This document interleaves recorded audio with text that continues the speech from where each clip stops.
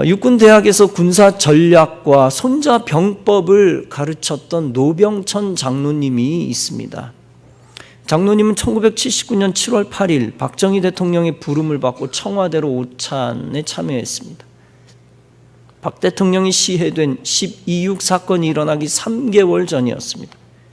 장로님은 그해 4월 육군사관학교를 졸업하고 소위로 임관했습니다. 그 후 전남 강진의 모 대대 소대장으로 근무하고 있었습니다. 육사 35기인 그는 육사 37기 박지만 생도를 밀착 지도하게 되었습니다. 그런 인연으로 박 대통령의 총애를 받았습니다.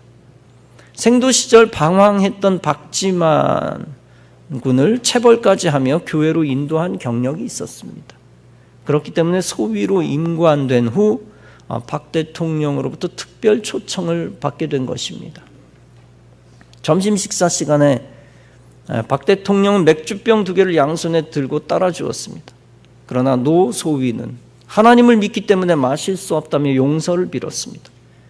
박 대통령 그런 노 소위를 보고 씩 웃더니 그래 내가 마시마 하고는 술을 대신 마시고서 호탕하게 웃었다고 합니다.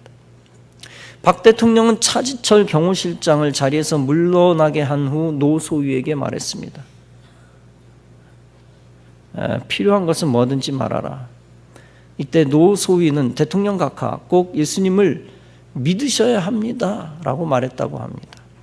그러자 박 전 대통령 그저 빙그레 웃으면서 노 소위의 눈을 쳐다볼 뿐이었습니다. 순간 노 소위는 이런 기회가 다시 오지 않을 것이다 라고 판단했습니다. 그래서 다시 간절히 말을 이었습니다. 대통령 각하, 언제까지 이렇게 대통령을 하실 수는 없습니다.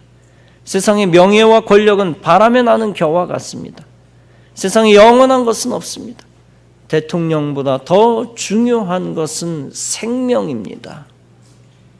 그러나 박 대통령은 말이 없었습니다. 노 소위의 눈이 뜨거워졌습니다. 잠시 후 박 대통령이 상상치 못한 반응을 보입니다. 그래? 지금은 좀 곤란하고 내가 대통령을 마치면 꼭 교회에 나가마. 정말입니까? 약속할 수 있습니까? 그래 약속한다. 훗날 대령이 된 노 장로님은 이렇게 말하며 아쉬워했습니다. 이 대답은 박 대통령이 운명하기 전 신앙에 관해 언급한 마지막 말이었는지도 모르겠다. 그리고 노 대령 장로님은 이렇게 분석하기도 했습니다. 박 전 대통령이 어린 시절 교회에 출석한 적도 있지만 생전의 행적을 보면 크리스찬이라고 말하기는 어렵다. 그러나 79년 미국 카터 대통령을 만난 이후에는 마음속에 기독교에 대한 관심이 싹트고 있었던 것 같다. 여러분, 복음을 받고 그가 교회에 나왔더라면 얼마나 좋았겠습니까? 아마 체면 때문에? 아니면 평생 집권할 생각으로 퇴임 이후로 핑계를 댔는지도 모르겠습니다.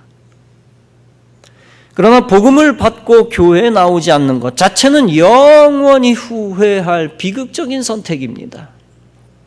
사랑하는 성도 여러분, 복음 전하는 것은 미루지 않을 때 후회하지 않게 됩니다. 그리고 교회로 불신자를 이끄는 것도 미루지 않을 때 후회하지 않게 됩니다. 이 남은 한 주간 더 시급한 것이 무엇입니까? 바로 영적 중매자가 되어 전도자가 되어 영혼들을 무조건 교회로 이끄는 것입니다. 주님이 택한 사람은 교회에 남게 될 것이며 그렇지 않은 사람은 떠나갈 것입니다. 단지 우리의 책임은 그리스도의 몸 교회로 이끄는 것입니다.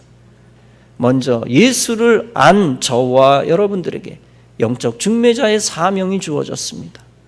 나다나엘처럼 사마리아인처럼 주어진 전도자의 역할을 잘 감당하셔서 여러분이 인도한 영혼을 주님이 책임지시고 복 주시는 역사가 있기를 주님의 이름으로 축원합니다.